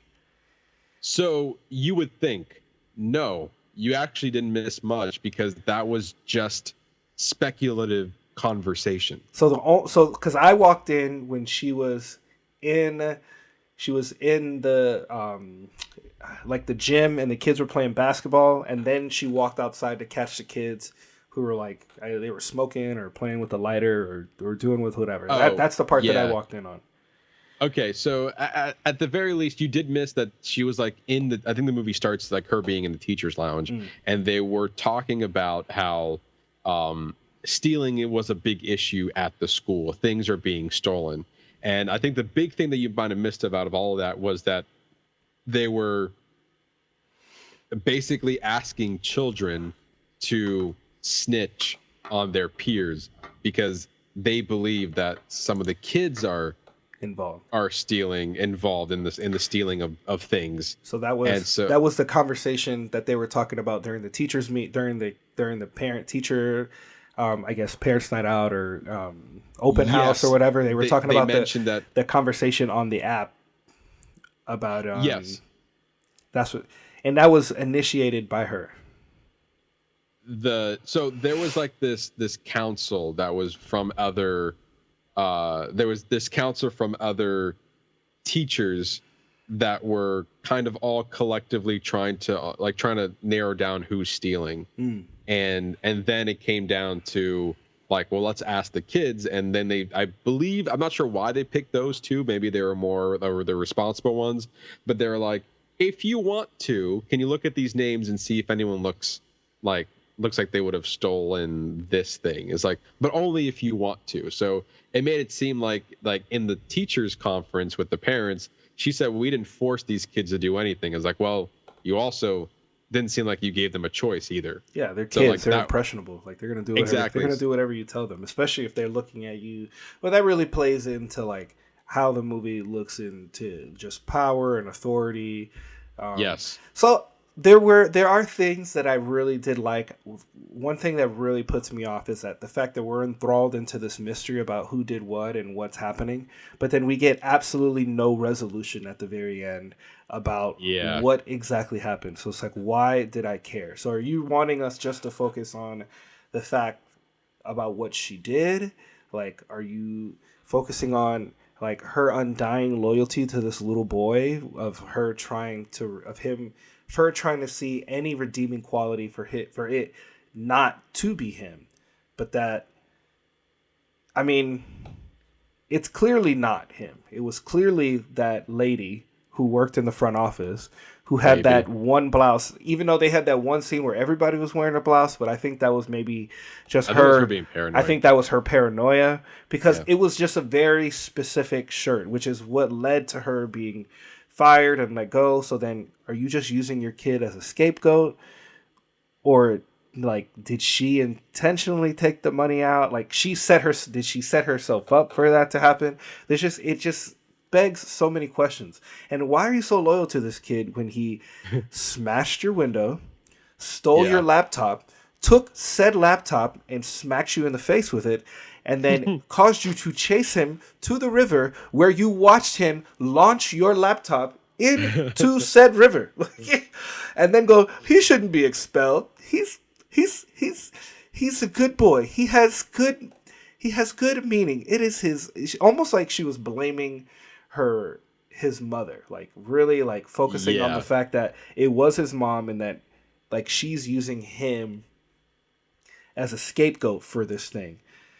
I mean, you get that weird scene where she's just standing in the rain riding her bike. Like, don't you know your kid is like in school and he's not supposed to be there? Like, do you not care if your kid's gonna get arrested? And like, so is the film trying to explore like the dynamic of what parents are willing to do to their kids? Like, even though this teacher has her best intentions in heart, like there are a lot of themes that are really interesting. Some of the execution just was off-putting. Not even necessarily off-putting, just like I wanted more. I just wanted more. And then maybe that's the stylistic choice of German films, because we haven't reviewed very many German films. No, I don't believe so. I will agree with you in the sense like it did explore a lot of themes, but didn't really give us resolutions to any one of them. Yeah. And I feel like it was maybe meant to be vague, like, because we were kind of roped into this, we were roped into like, well, who, like the who done it. Yeah. But we don't know who or what was stolen. We just know that stealing is a problem at this school.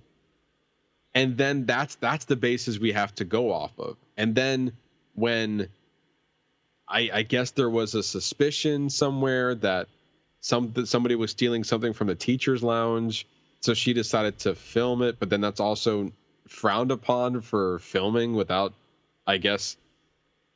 Which I understand. I mean, I yes. totally understand. It's an invasion of privacy. You're secretly Yes. recording an area where it's meant to be a break area. So people are meant to. That's a place where they can be themselves, have their guard down, not necessarily worried about like being on or being recorded. But I mean, I understand her wanting to try to, I guess, be Batman and solve the mystery, like setting up recordings and like planting money in her jacket. But what are the odds that the one time you do that, somebody happens to steal the money out of your wallet? Right. And so then, yes, it turns into the person who's wearing the blouse. But then you come to, and which I don't know if this was the point or not. Right. And this is where the conversation had is like, this woman was so dead set that she didn't do it. And the teacher, I guess, what would you call it? Like, she was part of the faculty. It was almost like she was like the front administration. Yeah. Yeah. There you go. Administrative. And so like the teacher confronted the administrator and was like, "Hey, I think like I'm accusing you of stealing. If you just admit to it, then we can let this whole thing blow over." Like that's basically all she wanted is be like, "Hey, just you have to answer, like, hey, did you steal money out of my wallet? It's okay if you did. You just have to admit it to me, and like that's not cool." Which I thought was a really interesting way for her to try to deal with that, because she's, she could have easily just went the other route and just went to the police, but she wanted to give her a chance so that they can just own up and move on. But if you're trying to solve the stealing at the school, you're not going to end it with her, because then if she steals something else, then you're going to go to her, go, "Hey, remember we talked? Remember the video?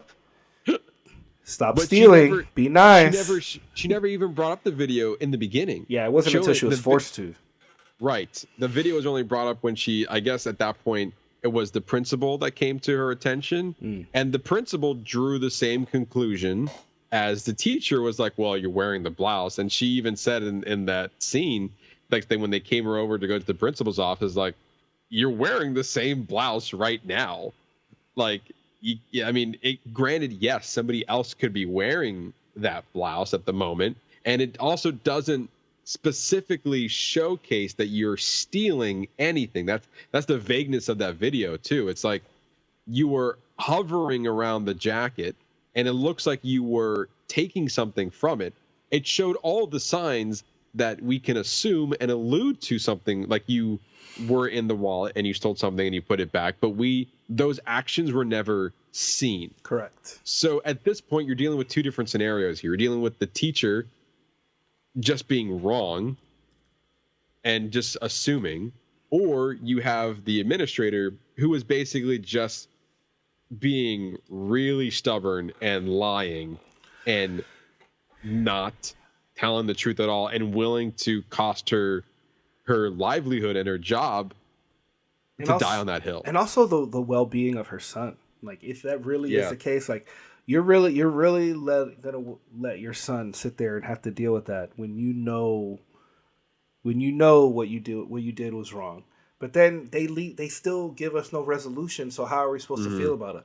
They also have this piece with the newspaper and about the slanderous article they wrote and how the school just shuts it down. So, like, is that a take on freedom of press, on misuse of power? Like, the fact that she even sat down and just, I think what was appalling to me was like just the fact that these kids are having a conversation with an adult about an open investigation that's happening at the school, and nobody's like, this is probably not something that we should be talking about. Why don't we talk about like certain things that want to go in the school? And yeah, it's freedom of press. These are things that the kids want to know, but this is an open investigation, and like, you guys are adults. Why are you engaging with children?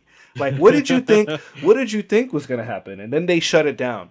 Like, I almost wish that if they were going to put that in there, that at the end, like, as part of like maybe an alternative entity to give us even a mild resolution, give us maybe flash a school newspaper article, or have the characters be releasing the latest article that talks about either what happened with Oscar, what happened with Mrs. Kuhn, or even Mrs. Kuhn, if she comes back, she can pick up the article, and like, so at least we can just reconnect that piece, because regardless of what they're talking about, of whatever issue it is, I think it is important to have the freedom of press, the freedom to be able to put that information out there, to get those conversations out there. But they didn't. I just felt like it was just something that was so underutilized. That could have like maybe made, for me, the movie would have hit home a little bit more if I'd gotten a little more of a tie-in on the back end. Yeah, and I think the movie was meant to be ambiguous in that way. I think it's asking the audience to draw your own conclusion, given all the evidence that the movie was providing. But I do agree with you. At least one of the resolutions to some of that would have been nice. Yeah. Because I think at this point we were kind of like, even the newspaper with the slander article obviously was kind of like insinuating. Well, obviously the kids knew about the video, and I feel like that was the main basis of that article, was that a teacher was filming other teachers, as well as accusing the administrator of stealing. And I'm drawing a blank on the full scope of that article. What was the intention of it? But basically, that she wasn't willing to give them any information, so they actually went to Mrs. Kuhn and, right. They got pretty much the lowdown from her, that it was her, and that apparently there's a potential video involved, and then that's what got back to the teachers and got the teachers upset, because she wouldn't share the video with them, but yet she's going to go and talk to the school newspaper and even talked about the evidence of a video at all. Right. And I think part of the question was asked and she did not answer it. Correct.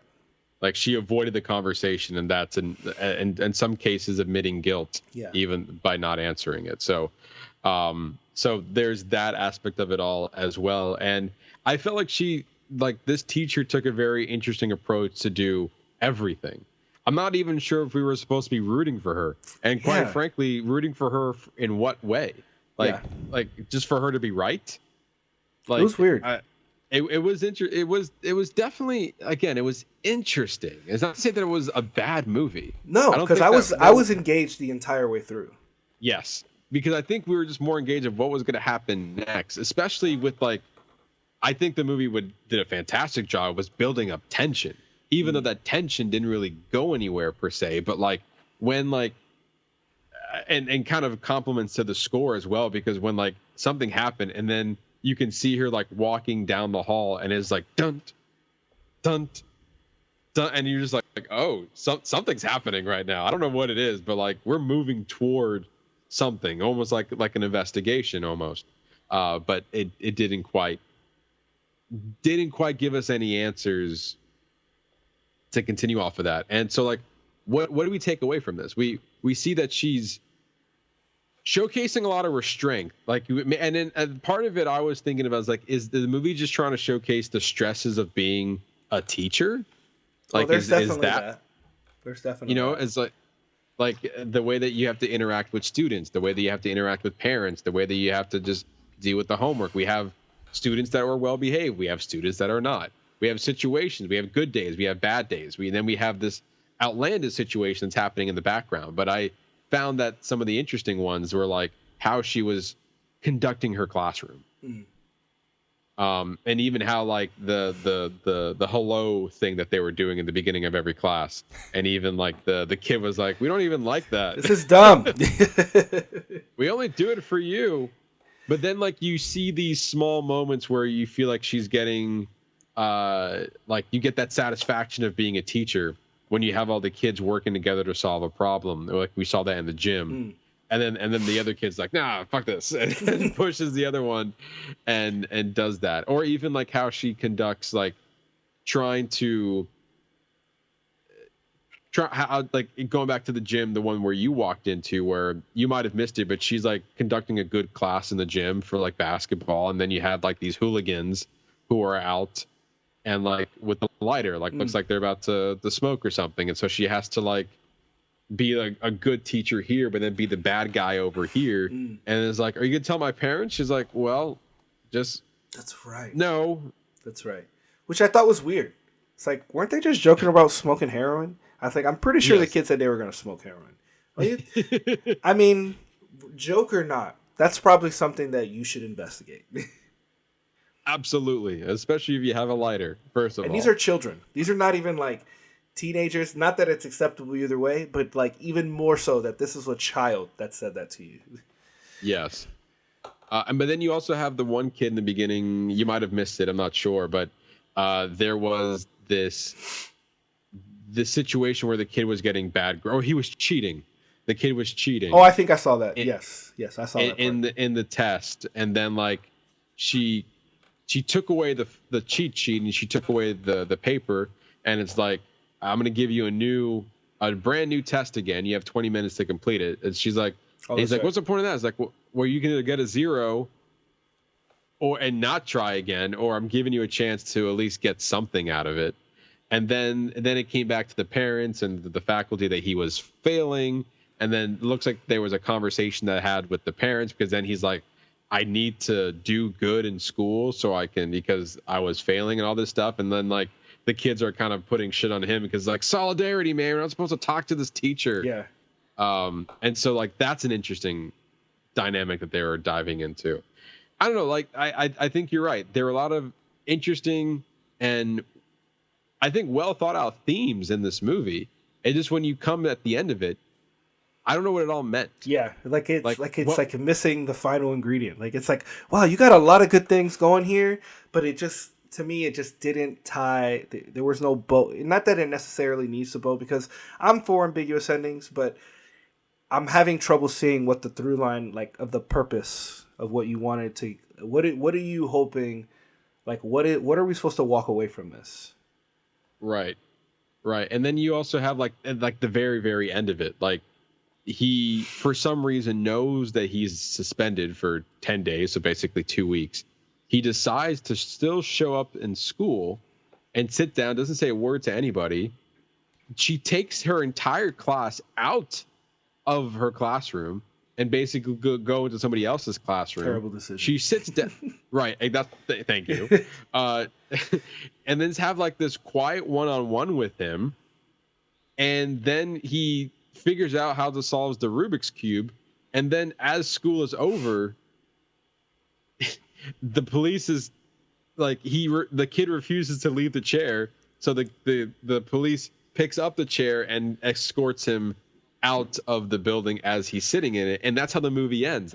I don't know how to take that ending. What does that mean? My only takeaway from that is that yes, he's intelligent, because they show that with him solving the Rubik's Cube. Like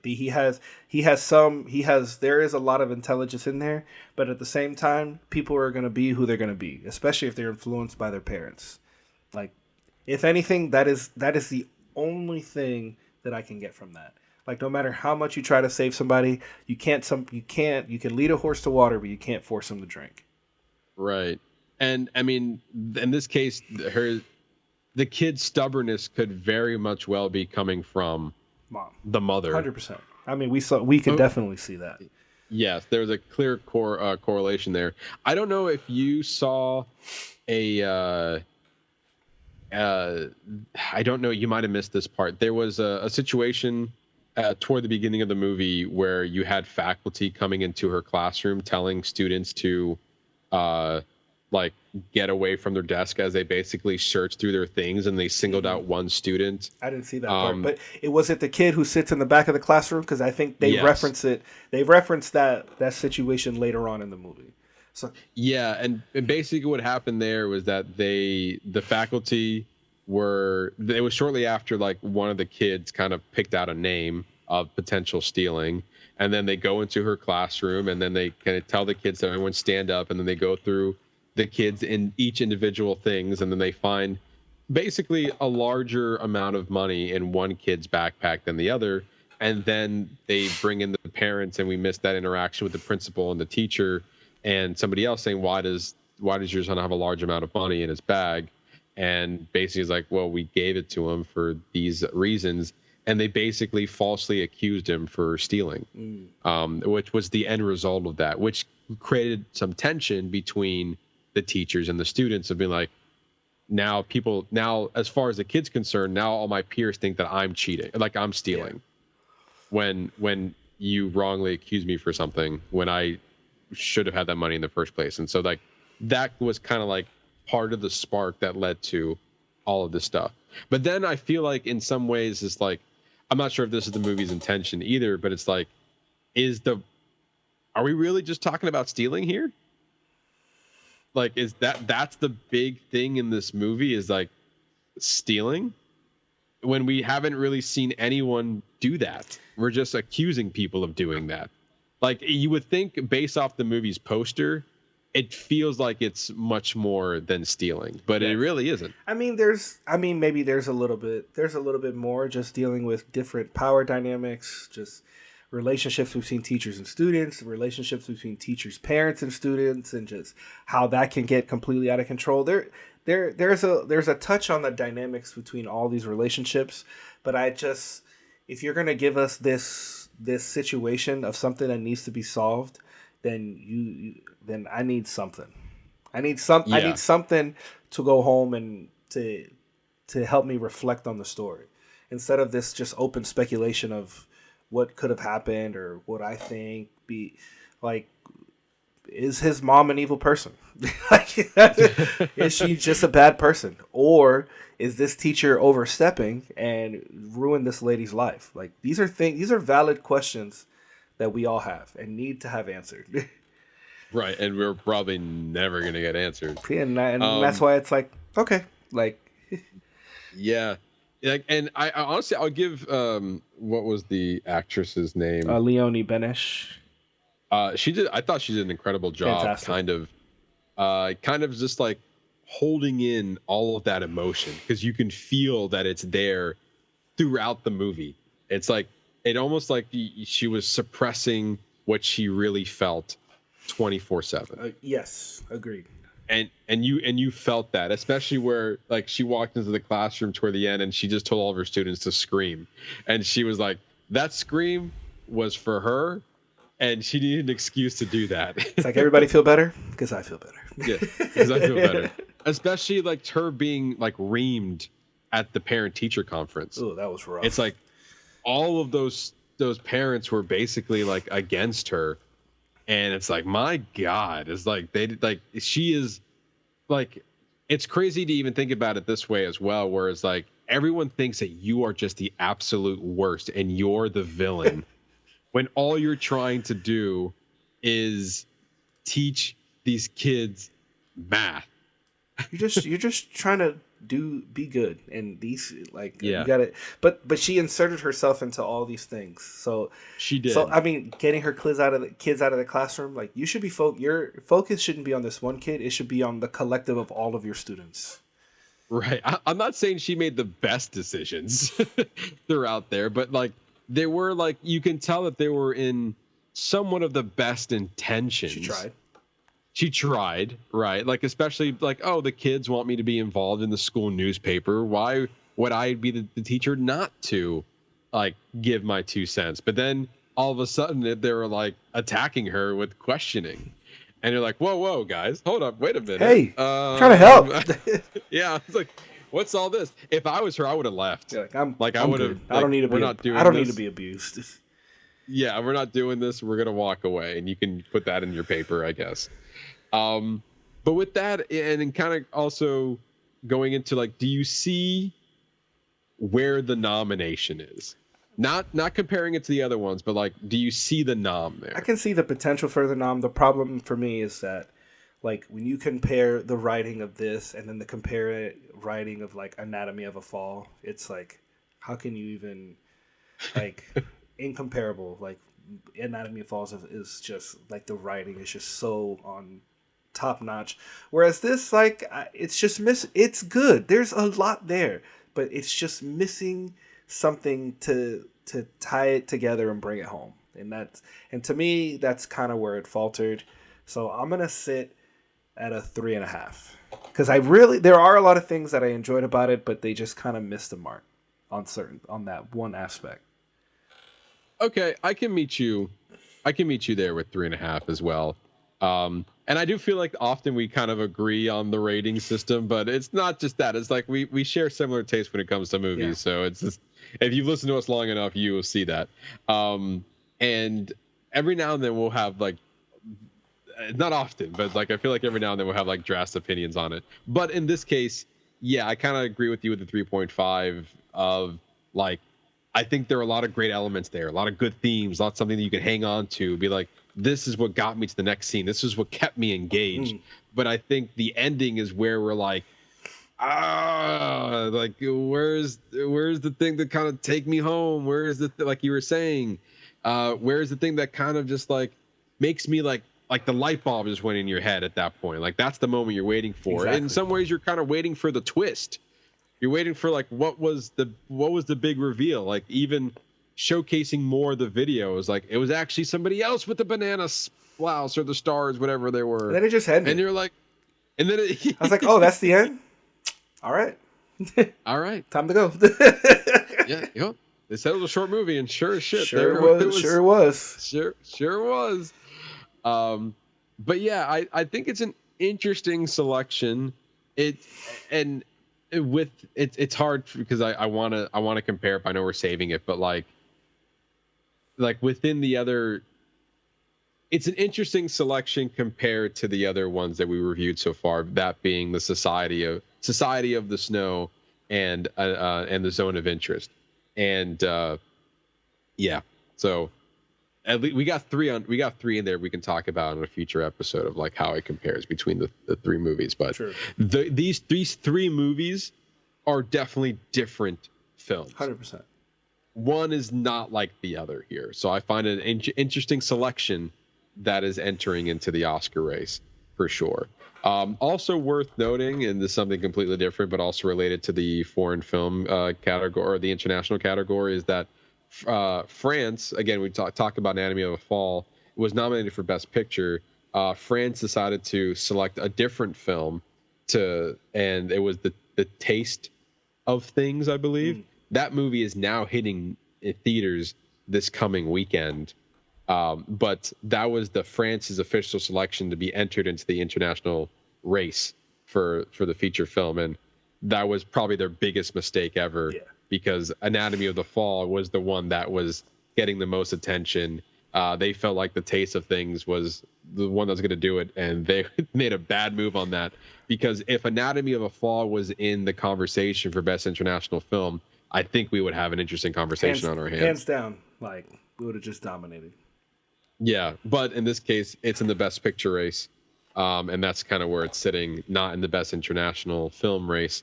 And so we have three interesting films we have our eyes on. Hopefully, we can get at least one more. Yeah, that would be nice. I sometimes, more often than not, we don't always get every international film, but we get at least 3 to 4. So now we have the 3. Let's see if we can get the 4. That one more. Just one more. One more. But there you go. That's our spoiler review on the Teacher's Lounge. Lounge? That's not a word. The lounge? Not a word. Let's start over. That is our spoiler review of the Teacher's Lounge. Kind of continuing our conversations of the road to the Oscars. And that is a show we have for you guys this week. Ernesto, tell lovely listeners what they can look forward to next week. Next week, we are going to go back. We are going to give Sony Marvel another chance. I feel like every movie they come out with, we're like, all right, like Morbius, I was kind of excited for, and obviously until I watched the movie. And I'm feeling the exact same way. Like early on, I was like, maybe. Just maybe. And like the more times that I've been forced to watch the trailer in the movie theater, I'm like, I just don't know. But we're going to give it a shot. So next week, we are going to be reviewing Madam Web, and David will be coming back for next week's episode. So it's going to be a lot of fun. Yeah, also our first guest of 2024. Always welcome to have David back onto the show. Absolutely. You know what? My expectations are really low to the ground, Ernesto. I have it's no like I'm digging a hole in the ground to put where my expectations are, and then covering that hole back up. Because I don't know about Madam Web. The trailers are not selling it for me. I'm not gonna turn away a superhero movie. I'm gonna give it a shot. But what I've seen so far, It's not great. It's not promising. But as we've said in the past before, I'm ready to be proven wrong. Yep. Prove me wrong, Sony Marvel, because I want to enjoy every movie I spend my hard-earned dollars on. Yes. Or at least not dollars, because we have the unlimited and A-list stuff. Yeah, but we pay for that shit. We pay for that shit. You're right, but like at this point, we're kind of spending time. Yeah. So agree.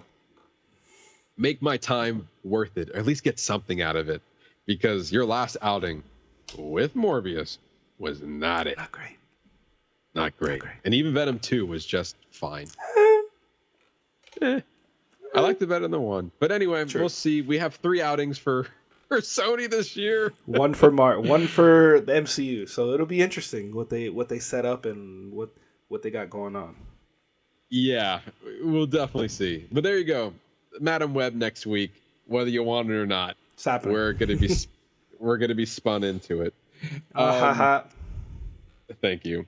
If you want more from us, you can always follow us on our social media channels on Facebook, YouTube, and TikTok at Box Office Bingers, our X and Letterboxd page at Box Office Binger, and our Threads and Instagram page at Box Office_Bingers. You will find all of the fun stuff on our social media channels. You can see our lovely faces on our YouTube channel, the news we mentioned earlier on our Instagram, Threads, and Facebook page. You can see all of our reviews for movies on our Letterboxd page, and go to our TikToks where we see the reels that Ernesto works really hard on doing, so we can get just a little taste of the episode that we bring to you guys each and every week. Really do appreciate you listening to us just talk about movies, as well as if you're already following us on those social media channels. Thank you very much for doing so.